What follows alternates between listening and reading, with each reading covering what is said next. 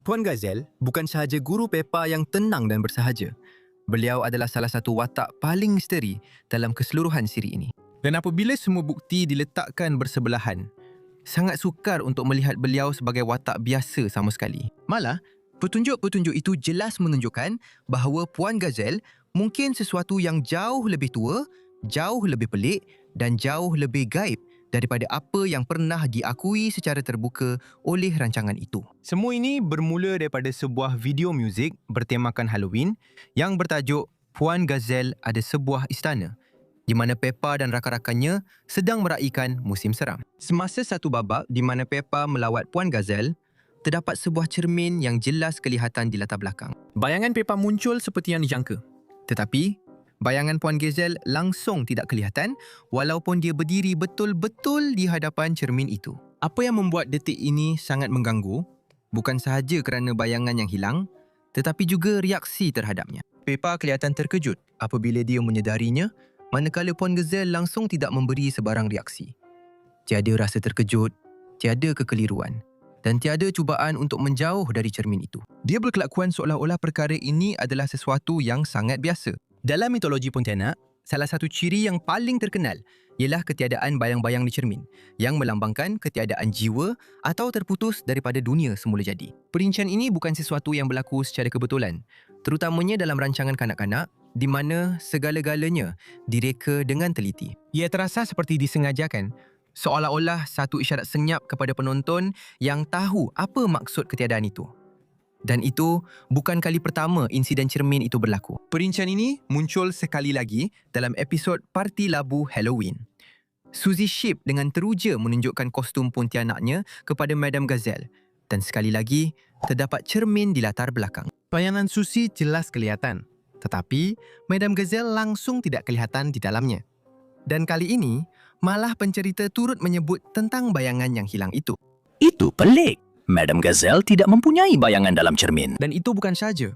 Apabila Suzy berkata dia berpakaian seperti Pontianak, Madam Gazelle dengan peliknya berkata ia mengingatkannya kepada negara asalnya. Seorang Pontianak! Itu mengingatkan saya kepada negara lama. Satu baris itu sahaja membuka pintu kepada pelbagai persoalan. Negara jenis apa yang mengingatkan seseorang kepada Pontianak? Kenapa dia mengaitkan perkataan itu dengan nostalgia dan bukannya ketakutan?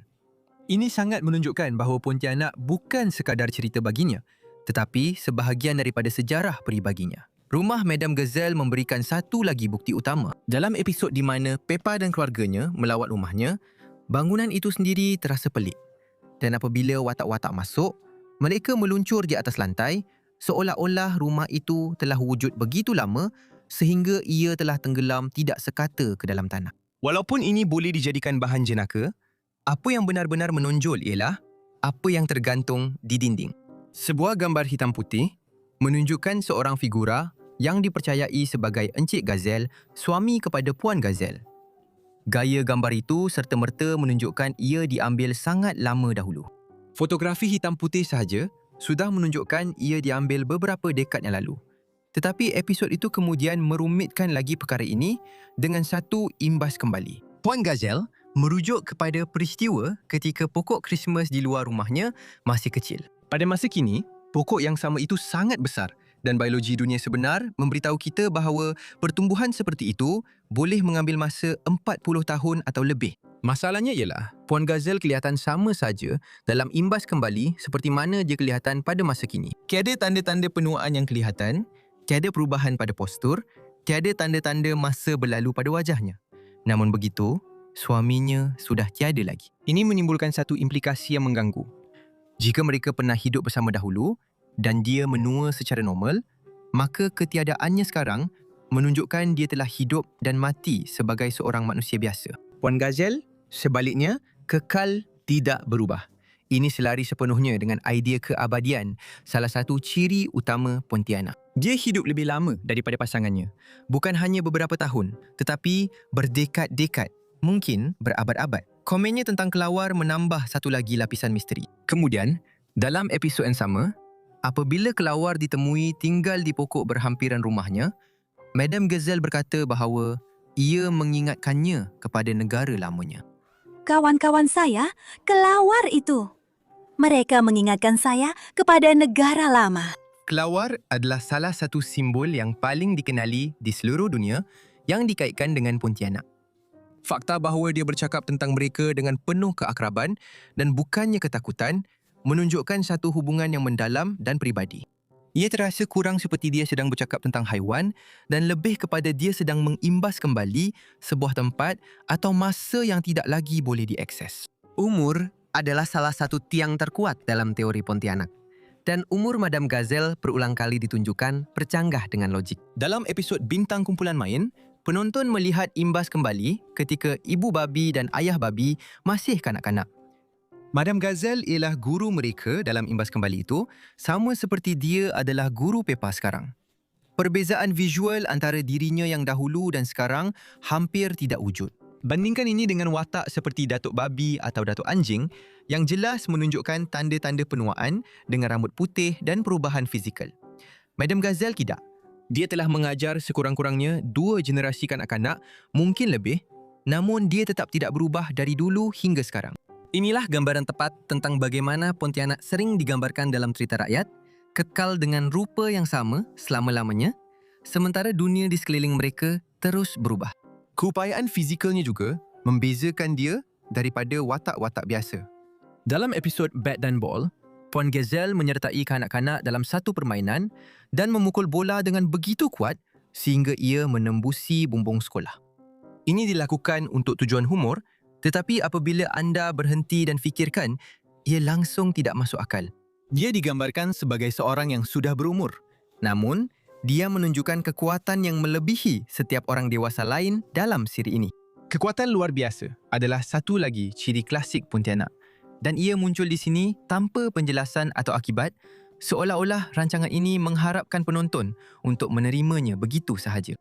Episod Sun, Sea and Snow mungkin merupakan bukti yang paling meyakinkan sekali. Seluruh bandar pergi bercuti ke pantai tetapi mendapati semuanya dilitupi salji. Setiap watak bertindak balas tepat seperti yang anda jangkakan. Mereka menggigil, mengadu dan mengelak daripada air yang sejuk beku. Ibu babi hampir tidak menyentuh laut sebelum terkejut dan menarik diri kerana kesejukan. Puan Gazelle, bagaimanapun, terus terjun ke dalam air. Dia berenang dengan tenang, santai dan malah memberi komen tentang betapa hebatnya rasa air itu. Tiada sebarang keraguan, tiada ketidakselesaan yang kelihatan dan tiada reaksi yang menunjukkan suhu itu memberi kesan kepadanya langsung. Vampire sering digambarkan sebagai pertera sejuk atau sekurang-kurangnya tidak terjejas oleh suhu yang melampau. Melihat Madam Gazelle bergerak melalui air berais seperti hari musim panas yang hangat, memang sesuai dengan gambaran ini dan membezakan beliau daripada setiap watak lain di skrin. Tabiat waktu malam, beliau menambah satu lagi butiran yang meresahkan. Dalam episod di mana Peppa dipilih untuk menjaga guinea pig Madam Gazelle, arahan penjagaan itu mengejutkan Mami dan Daddy Pig. Senarai itu termasuk memberus guinea pig pada tengah malam. Ini bukanlah digambarkan sebagai tugas sekali sahaja, tetapi sebagai keperluan yang tetap. Bagi kebanyakan orang, bangun pada tengah malam untuk merapikan haiwan peliharaan adalah sesuatu yang pelik. Tetapi bagi makhluk nokturnal, ia adalah perkara yang sangat biasa. Vampir terkenal sebagai makhluk malam, aktif ketika orang lain sedang tidur. Perincian ini secara senyap menguatkan idea bahawa Madam Gazelle tidak mengikuti corak tidur yang sama seperti orang lain. Terdapat juga hubungannya yang pelik dengan bawang putih. Dalam episod Wildflower Wood, bawang putih liar disebutkan dan Madam Gazelle secara terbuka menyatakan bahawa dia tidak menyukainya. Itu adalah bawang putih liar. Saya sendiri pun tidak begitu menyukainya. Ini menonjol kerana dia biasanya digambarkan sebagai seseorang yang menggalakkan kanak-kanak mencuba perkara baru dan menghargai alam semula jadi. Bawang putih adalah salah satu penghalau Pontianak yang paling tua dan terkenal dalam cerita rakyat. Walaupun Peppa Pig tidak akan merujuk perkara ini secara serius, hakikat bahawa dia memilih bawang putih sebagai sesuatu yang dia tidak suka terasa terlalu khusus untuk dianggap tidak bermakna. Sesetengah penonton berhujah bahawa Madam Gazelle tidak boleh menjadi Pontianak kerana dia berjalan pada waktu siang.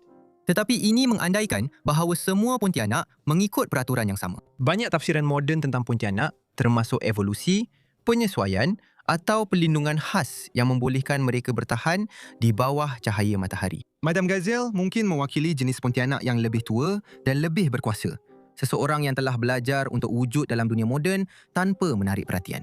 Sikap tenangnya, tiada rasa takut dan kawalan sepenuhnya terhadap persekitarannya menunjukkan seseorang yang telah berabad-abad menyesuaikan diri dan memperhalusi kewujudannya. Apabila semua butiran ini dilihat secara individu, ia mungkin kelihatan seperti gurauan, kebetulan atau lawak latar belakang. Tetapi apabila semuanya digabungkan, ia membentuk gambaran yang sangat konsisten.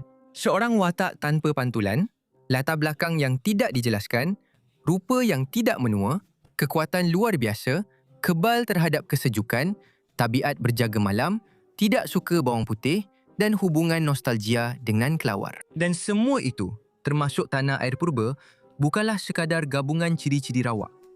Ia adalah profil pontianak klasik yang tersembunyi dalam kartun kanak-kanak. Peppa Pig tidak pernah secara langsung memberitahu kita bahawa Madam Gazelle ialah seorang pontianak dan kemungkinan besar ia tidak akan berbuat demikian.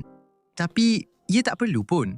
Petunjuk-petunjuk itu sudah pun ada, diam-diam menunggu di latar belakang untuk penonton yang sanggup melihat dengan teliti. Dan bila anda lihat semuanya sekaligus, memang susah nak percaya yang Madam Gazelle hanyalah seorang cikgu biasa.